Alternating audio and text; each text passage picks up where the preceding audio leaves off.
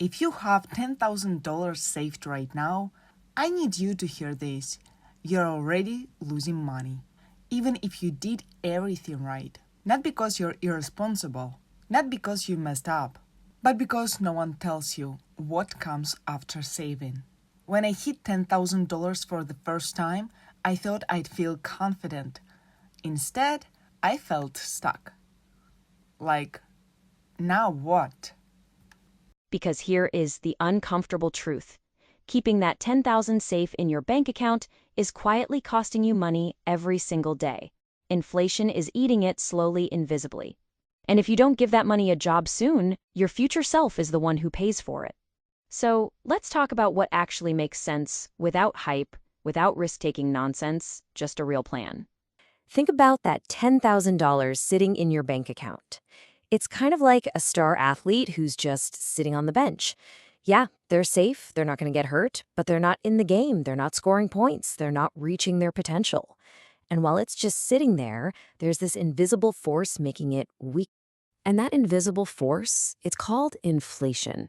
You've seen it. It's the reason a cup of coffee that used to be $1 is now $5. It's this quiet, constant process that just eats away at what your money can actually buy. And I love this analogy from the source we're looking at today. It's like Pac-Man, just slowly, relentlessly munching away at your cash. And this chart really just puts it in black and white. Let's say we have a pretty average inflation rate, maybe 4%. Your 10 grand in just 1 year will only have the buying power of $9,600. You've lost $400. I really thought keeping my money untouched meant I was being responsible. Finding out I was still losing ground was frustrating, but also kind of a relief. Because it meant I didn't mess up. I just didn't have a system yet. Poof, gone. And you didn't even spend it. You did the safe thing and you basically got fined for it. So the big takeaway here is we have to give our money a job. Every single dollar needs a purpose. It should fall into one of 3 buckets. You've got your protection money for emergencies, your growth money to build wealth, and your goal money for things you want to buy. Money that doesn't have a job is just lazy money. It's wasted potential. So let's look at how we build this out. Because before we can even start dreaming about growth and making cool investments, we absolutely have to build a solid foundation. This is the part you can't skip. It's the must-do first step that protects everything else you're going to build later on. So, job number 1 is to take a piece of that $10,000 and create an emergency fund. For most people, somewhere between $3,000 and $5,000 is a great starting point. This money has one job and one job only. It's your financial fire extinguisher. You hope you never have to use it, but if your car dies or a surprise medical bill shows up, this is what saves you from going into debt. Its job isn't to grow, its job is to protect. Now, let's talk about the other pillar of your financial fortress, debt.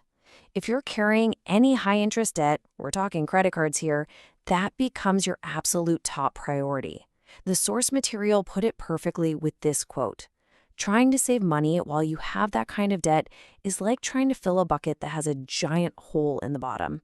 It's just pointless. You're never going to get ahead." And this slide just lays out the cold, hard math. Your savings account is maybe earning you 0.5%. At the same time, your credit card is draining you at a rate of 24%. So think about it this way. Paying off that credit card isn't an expense. It is a guaranteed 24% return on your money. You will not find a return like that anywhere else in the world, guaranteed. Okay, so your emergency fund is locked down, your nasty high-interest debt is gone. Now we get to the really exciting part. This is where we take what's left and we put it to work. We turn it into a growth engine that starts building wealth for you 24/7, even when you're asleep. You know, so many people hear the word investing and they immediately think of a casino, of gambling. And that's just a huge misunderstanding. Real investing is way more like planting a garden. You don't just randomly toss seeds out and hope for the best, right? No. You prepare the soil. You choose the right plants. You water them consistently and you give them time to grow. It's about strategy and patience, not about hitting the jackpot. So, what could a starter garden look like? Now, this is just an example, okay? This isn't financial advice, but it shows the main idea, which is to not put all your seeds in one pot.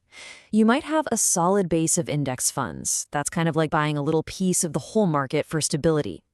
Then maybe you add some dividend stocks, which literally pay you cash just to own them. And maybe some real estate. There's something called REITs. The whole point is to spread things out.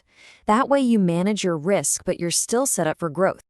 Listen, the stock market is not the only place to grow your money.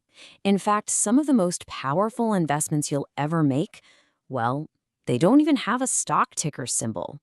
They might be sitting in your garage, or even better, they're sitting right inside your own head. The source material we're looking at had this fantastic example. Some guy spent $800 on a pressure washer. He started a little side business cleaning driveways and was quickly making an extra $2,000 a month. Another person bought a pro camera and started a weekend photography business. See, these aren't just hobbies. They are investments and assets that generate income. But maybe the ultimate investment is in yourself. And the way to do that is with this concept called skill stacking. The idea is actually really simple. You take a skill you already have and you add a new complementary skill on top of it. So if you're good with numbers, maybe you learn some basic programming. If you're into fitness, you learn social media marketing. Each new skill doesn't just add your value, it multiplies it. And it can totally blow the ceiling off how much money you can earn. Okay, now let's talk about your secret weapon, your superpower. Because whether you're investing in stocks or investing in yourself, your greatest ally in this whole game is a force that Albert Einstein supposedly called the eighth wonder of the world: compound interest. Just look at this chart. This is the mind-blowing power of time. If we assume a historical market average of around 10%, and of course, that's never guaranteed, that initial $10,000 more than doubles in 10 years. But then look at year 40. It's exploded to over $450,000. That's not because you're some genius stock picker.